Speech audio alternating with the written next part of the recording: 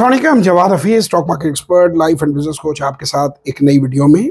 Sir, एक जगह किसी ऑपरेशन थिएटर पे हार्ट की सर्जरी जहाँ होती थी वहाँ लिखा हुआ था, दिल जो खोला होता यारों के साथ, ना खोलना पड़ता औजारों के साथ।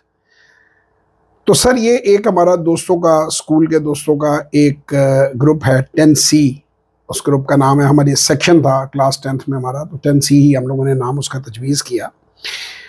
और उसमें हम लोग दुनिया के मुख्तलिफ ममालिक से, ऑस्ट्रेलिया से, इंग्लैंड से, कनाडा से, अमेरिका से, दुबई से और पाकिस्तान से और बहुत सी और जगहों से हमारे कुछ दोस्त इकट्ठे हैं और हम एक दूसरे के साथ मीटअप्स भी प्लान करते हैं। जो आ सकते हैं वो आ जाते हैं।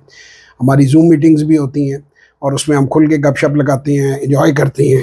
तो मैं आपको ये एक मैसेज दूंगा कि अपने पुराने दोस्तों को ज़रूर ढूंढें और उनके साथ वक्त गुजारें।